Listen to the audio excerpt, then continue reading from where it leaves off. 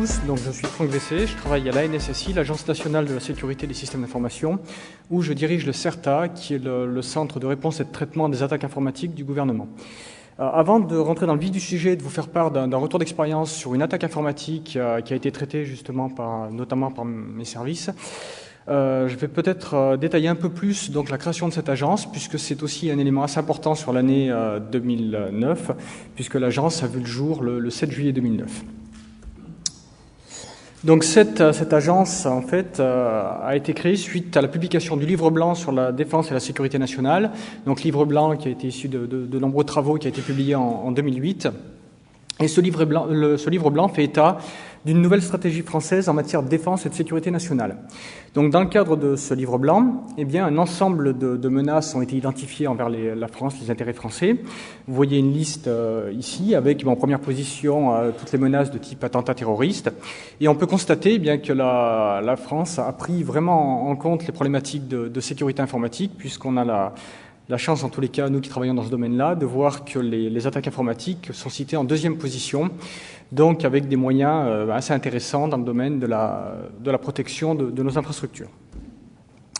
Alors, un ensemble d'objectifs prioritaires ont été déclinés suite à ces travaux, avec donc, comme vous pouvez voir sur ce transparent, la volonté que l'État français se dote d'une cyberdéfense active, donc capacité de détection précoce des attaques, qu'on ait un catalogue avec des systèmes et des produits sécurisés à disposition donc, de nos administrations et de nos réseaux sensibles. Donc promouvoir le développement et l'utilisation des produits de sécurité.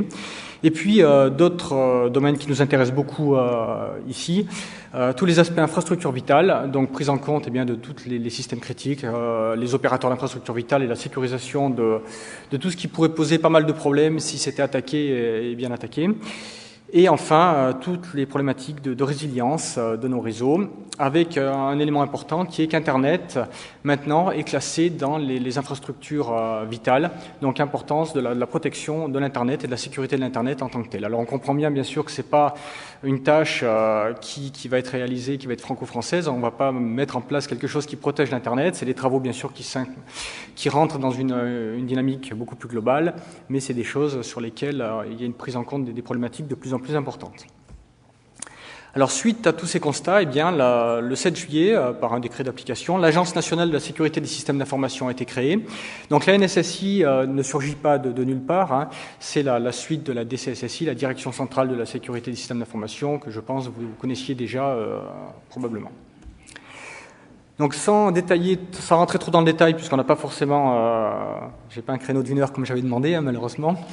Non, je plaisante bien sûr. On peut détailler un petit peu quand même les activités de la NSSI. Donc la NSSI est rattachée directement au SGDN, le Secrétariat Général de la Défense Nationale. Je devrais même plutôt dire, puisque c'est tout à fait d'actualité, le SGDSN, Secrétariat Général de la Défense et de la Sécurité Nationale, qui vient d'être créé, si je ne me trompe pas, il y a quelques jours. Tout ça rattaché directement au Premier ministre. Donc un ensemble de sous-directions pour remplir un petit peu les différentes tâches de l'agence. Donc un centre de formation qui a pour but de délivrer des formations, un panorama de formation très très large, hein, d'une journée de formation à 1 an de formation, on va dire, puisqu'on a même des formations diplômantes. Donc très orientée sécurité, bien évidemment. Hein. Une sous-direction communication, et puis un ensemble de sous-directions en bas, avec une sous-direction stratégie et réglementation, donc qui gère un petit peu toutes les relations internationales, les relations avec les industriels, toutes les certifications critères communs, mais aussi CSPN, certification sécurité premier niveau, qui est la dernière certification qui a fait son apparition il y a environ 1 an. Une sous-direction système d'information sécurisé qui a pour but de proposer tout un ensemble d'outils à nos ministères, à nos administrations, afin de mettre en place des systèmes d'information sécurisés, des moyens de communication et de gestion de crise sécurisés. Donc là, peut-être certains d'entre vous ont déjà entendu par exemple parler de Rimbaud, qui est tout le système de téléphonie et de gestion de crise, hein, les fameux téléphones qui relient tous les centres critiques en France, toutes les préfectures, toutes les différentes administrations et les ministères. Bon, tout un tas d'autres projets qui sont portés par le SIS afin d'avoir donc tous ces éléments de sécurité. Une sous-direction assistance, conseil et expertise, donc ACE, qui a pour très simplifié qui fournit de l'assistance à maîtrise d'ouvrage pour toute la mise en œuvre de projets sécurité pour les administrations et les différents ministères, avec tout un ensemble de laboratoires aussi qui sont un peu plus typés recherche là-dedans.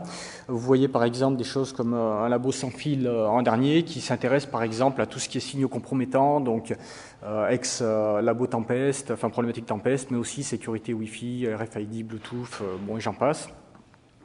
Donc tout un ensemble d'équipes à la pointe, on va dire, en termes de recherche et de sécurité. Et enfin, un centre opérationnel que je vais détailler un petit peu plus, puisque mon entité est directement rattachée là-dedans, donc le COSI, qui est lui aussi constitué donc d'un ensemble de laboratoires, avec un centre de veille 7/7, 24/24, donc un ensemble de personnes qui travaillent, donc qui font les 3/8 et qui ont pour but de faire tout un ensemble de surveillance sur source ouverte en termes de sécurité informatique, donc tout ce qui est annonce, tout ce qui est nouvelles menaces, etc., plus de la surveillance de sites sensibles aux sites ministériels, donc surveillance web en termes de non-défiguration, en termes de disponibilité, de façon à pouvoir bien agir en cas de problème, et qui, en l'occurrence, ce centre de veille 7/7, 24/24 assure aussi l'astreinte 24h/24, donc qui est joignable 24h/24, de façon à avoir toujours quelqu'un capable de répondre et de déclencher les bonnes procédures chez nous en cas de problème. Un bureau inspection en sécurité des systèmes d'information avec un ensemble de personnes qui vont piloter, réaliser les audits de sécurité au sein des administrations et des différents ministères français, avec un plan d'audit annuel où on va inspecter tout un ensemble de ministères, des applications locales, des portées, etc.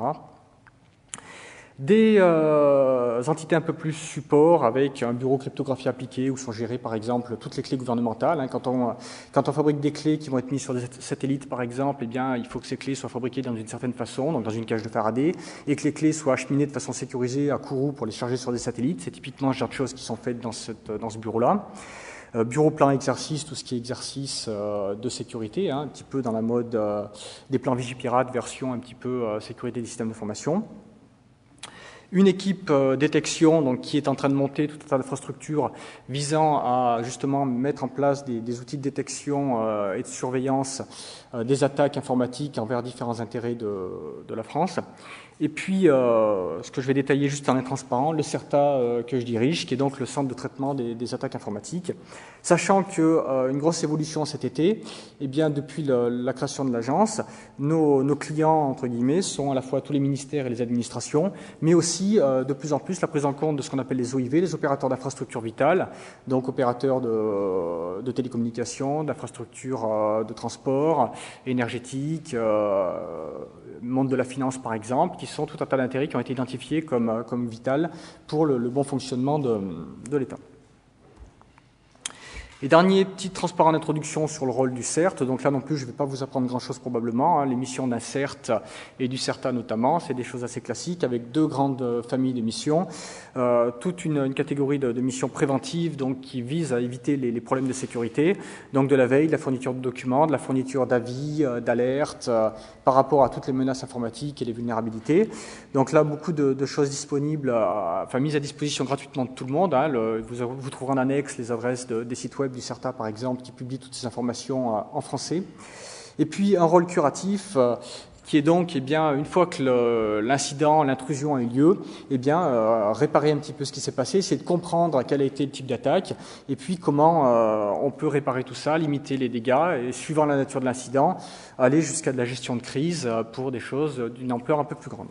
Et c'est justement de ça que je vais vous parler dans la deuxième partie, puisque au printemps 2009, nous avons eu l'occasion de traiter une attaque informatique relativement importante sur sur une administration française, une attaque de type DDoS, Distributed Denial of Service, donc une attaque distribuée visant à porter atteinte à la disponibilité d'une infrastructure. Alors 2009, malheureusement, on pourrait dire que c'est une année dans la continuité en termes de code malveillant, en termes de botnet, puisque on a vu beaucoup de choses. Les botnets ont été abordés à pas mal de reprises au sein du panorama de la cybercriminalité du CLUSIF. Je pense qu'il y a 2 ans, on avait fait un point assez détaillé sur le Stormworm, si je me souviens bien. 2009, alors je vais garder Conficker pour la fin parce que c'est peut-être un élément relativement intéressant, mais les gens qui s'intéressent un petit peu, qui sont confrontés à ces menaces-là, ont forcément entendu parler de Zeus, ont forcément entendu parler de Torpig, qui sont et je n'en cite que 2, mais on pourrait en citer des dizaines, qui sont des codes malveillants qui ont fait beaucoup de dégâts. Zeus, par exemple, qui n'est pas apparu en 2009, qui je crois qu'on trouve les premières traces en 2007. C'est un malware extrêmement sophistiqué avec qui est vendu en kit, donc qui permet à n'importe qui de créer son réseau pour infecter des machines, qui incorpore des outils très sophistiqués pour faire de l'espionnage de clavier, qui incorpore des outils très sophistiqués pour capter des informations spécifiques du monde bancaire, numéro de compte, numéro de carte bancaire, credential, donc identifiant, authentifiant pour accéder à des comptes en ligne. Et tout ça a été extrêmement diffusé sur l'année 2009. Avec plusieurs millions de machines infectées dans le monde. Torpig, un autre exemple, qui est aussi un malware avec d'autres volontés, qui fonctionne un peu de la même façon, un vol de données sur les machines infectées. Eh bien, pour vous donner quelques chiffres, Torpig a fait l'objet d'une étude assez poussée par des chercheurs américains de l'université en Californie. Et ils ont réussi, en analysant le fonctionnement de Torpig, donc, créer une sorte de botnet relativement classique, c'est-à-dire que vous avez un ensemble de machines infectées qui sont pilotées par une machine maître, et cette machine maître est capable de donner des ordres aux machines infectées et de récupérer des données. En analysant un petit peu les protocoles, ils ont été capables en fait de créer une fausse machine maître et de faire en sorte que pendant l'espace de quelques jours, l'ensemble des machines infectées se connectent sur la machine que maîtrisaient les chercheurs au lieu de se connecter sur une machine maîtrisée par les pirates. Et là, les chiffres sont assez éloquents, puisqu'en 10 jours, ils ont récupéré plus de 70 gigas de données, donc des données uniquement remontées par les keyloggers et par les outils d'espionnage de tous les PC infectés. Donc plusieurs centaines de milliers de machines infectées, 70 gigas de données pratiquement que des données bancaires, donc des vols, des numéros de carte bancaire, des numéros de compte, des choses comme ça. Donc pour vous donner un peu l'ampleur de ce type de malware. Conficker, alors là aussi, il n'est pas apparu en 2009, c'est lié à la très célèbre faille MS0867, donc Microsoft, qui est arrivée en octobre, qui a infecté une quantité astronomique de machines, on n'avait pas vu ça depuis pas mal de temps, qui a eu la mauvaise idée à la fois de se propager en exploitant des failles, mais aussi d'utiliser les supports amovibles, typiquement les clés USB, et je pense que tous dans la salle, vous en avez au moins entendu parler, et si vous êtes responsable d'informatique dans vos entreprises, vous devez probablement vous en souvenir, avec des actions en début d'année, des infections en début d'année qui ont été quand même extrêmement violentes. On a beaucoup de réseaux qui ont été infectés, y compris des réseaux complètement isolés d'Internet, donc des réseaux que jusqu'à présent on considérait comme sûrs parce que isolés. Manque de bol, Conficker s'étant propagé par des clés USB, énormément de dégâts. Et encore, on est passé, on aurait pu imaginer des scénarios bien plus critiques. Alors, un cas concret, venons-en au retour d'expérience. Fin mars 2009, une administration française a subi un déni de services distribués massif. Donc en fait, en l'espace de quelques heures, tous ces accès Internet sont coupés et, plus problématique, le service web, la messagerie, etc. de cette administration sont hors service car inondés sous un flux de données. Alors le CERTA donc a été appelé et est intervenu très rapidement en l'espace de quelques heures sur ce dossier-là. Et la police française a aussi été impliquée puisque dans les premières heures, le dossier a été judiciarisé, c'est-à-dire qu'il a fait l'objet d'un traitement par des policiers de façon à ce qu'il y ait un dépôt de plainte et que l'affaire soit suivie aussi au niveau police. Alors, comme je vous le dis, le CERTA a été contacté très tôt, donc on a pu mettre en place une gestion de crise efficace là-dessus, donc essayer de collecter le maximum d'éléments, essayer de comprendre ce qui se passait, contacter la police pour que la police puisse intervenir très rapidement sur cette affaire aussi. Un cas de DDoS relativement classique, c'est-à-dire qu'en analysant un petit peu les équipements d'interconnexion du site attaqué avec l'Internet, on arrive très rapidement à identifier énormément de machines qui conduisent l'attaque, plus de 7000 machines identifiées, distribuées dans le monde entier, jusqu'à là quelque chose de très classique en termes de DDoS.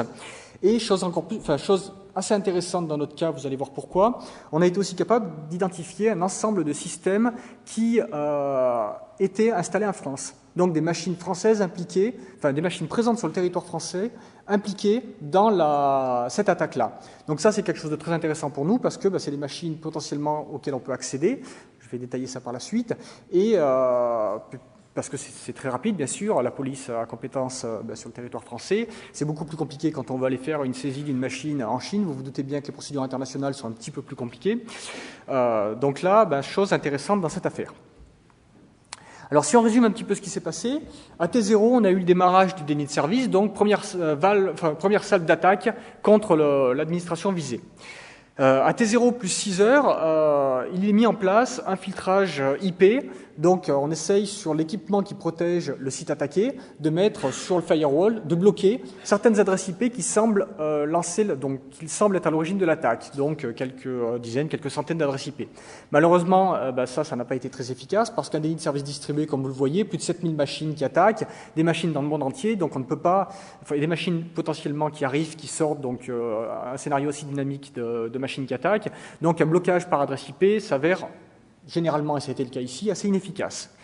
Donc à T0 plus 12 heures, il a été décidé de mettre en place ce qu'on appelle un blackhauling du trafic, c'est-à-dire que sur tous les routeurs de l'opérateur qui acheminent le trafic vers les machines attaquées, eh bien, on décide de détruire le trafic à destination de la cible.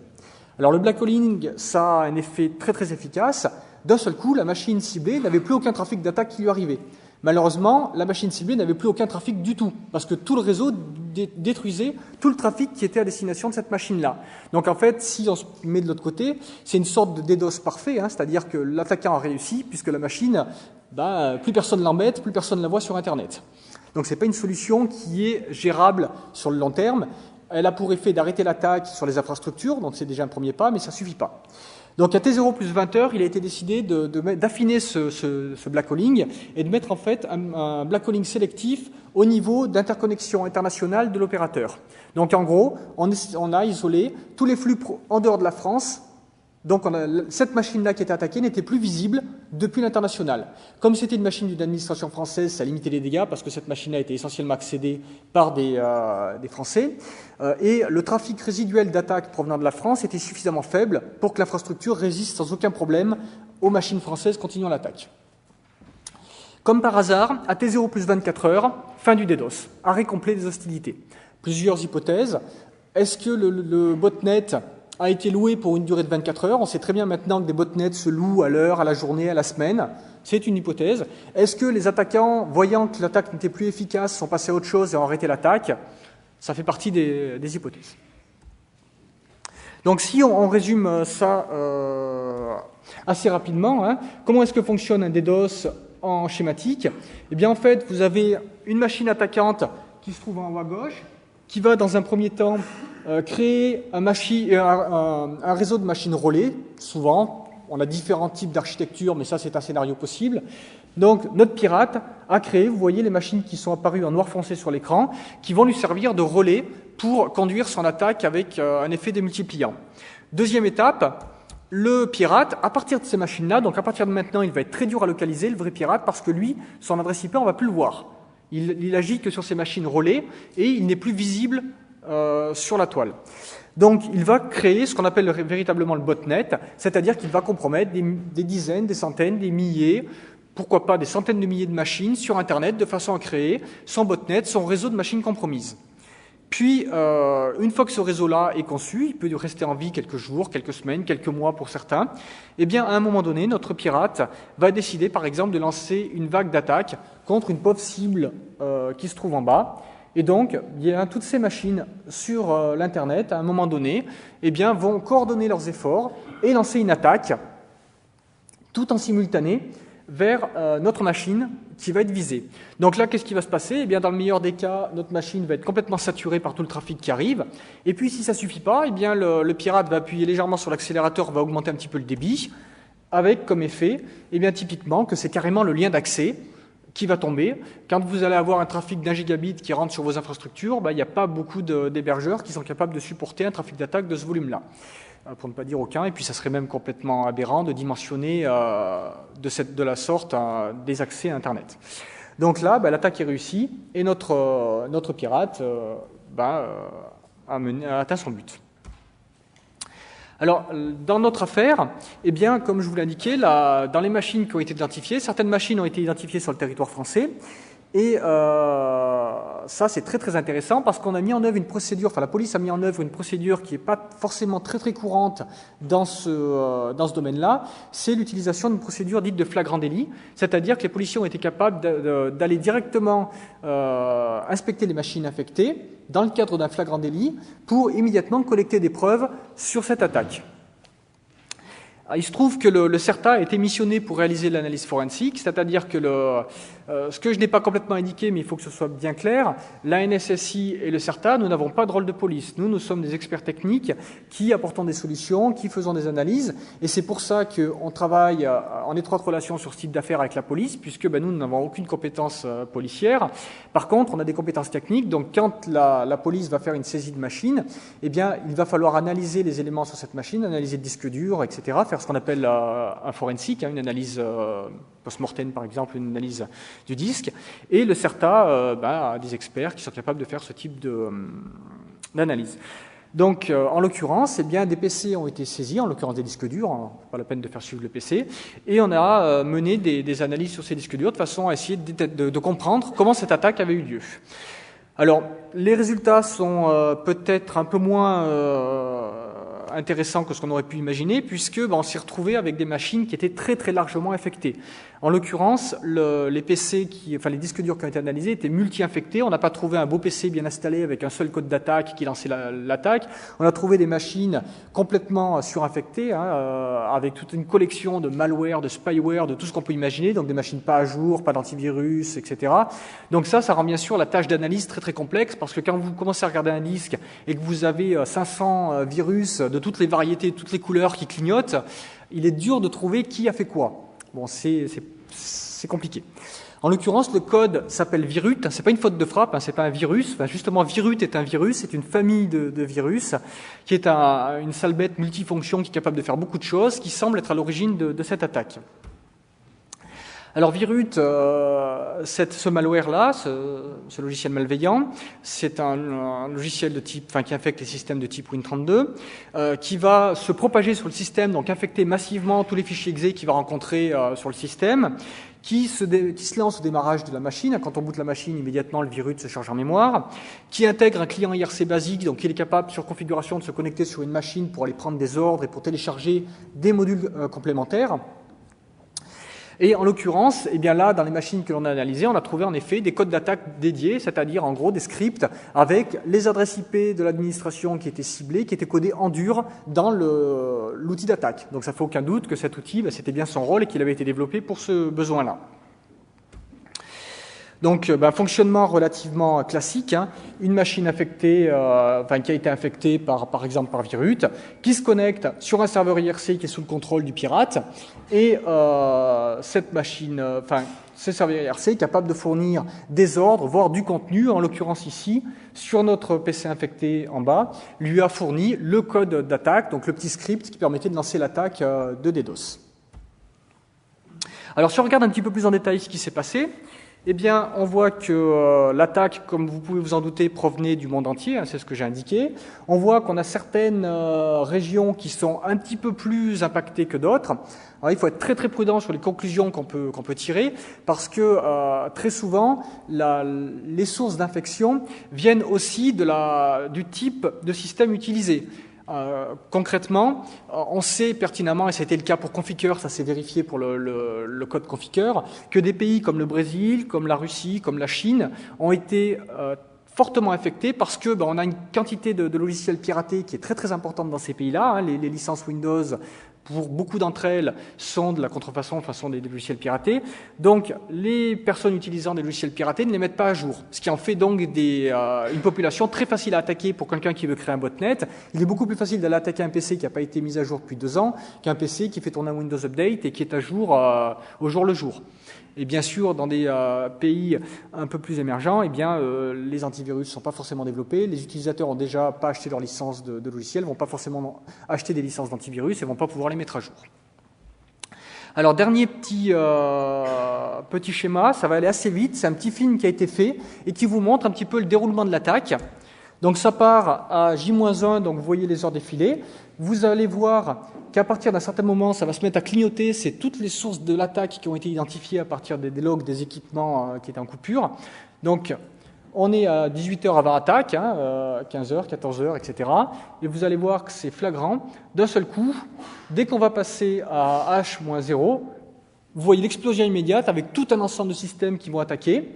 Vous allez voir le blackhauling qui a été mis au niveau de la France, puisqu'à un moment, beaucoup de choses vont s'éteindre, et vous avez plus que quelques sources qui apparaissent sur le territoire français, puisqu'on avait coupé toutes les connexions internationales. Alors si on veut faire une petite conclusion là-dessus, je suis resté volontairement assez évasif sur la cible de l'attaque, tout simplement parce que l'affaire, je vous l'ai indiqué, est judiciarisée, elle est encore en cours de traitement.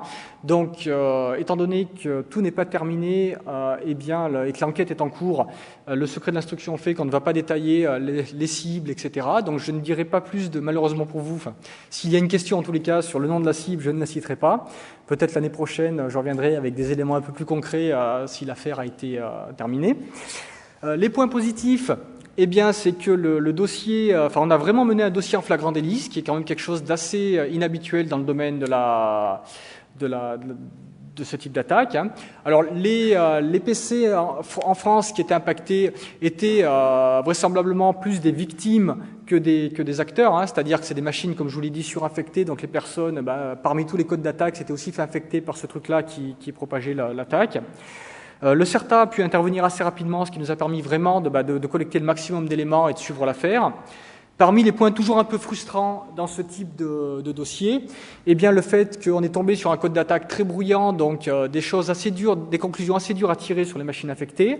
Et puis, dans le domaine des DDoS, on a toujours cette frustration qui fait que l'attaque intervient dans le monde entier, qu'on aimerait bien trouver le botmaster, la personne qui donne les ordres, mais qu'il est caché quelque part dans tout ça, et c'est assez difficile.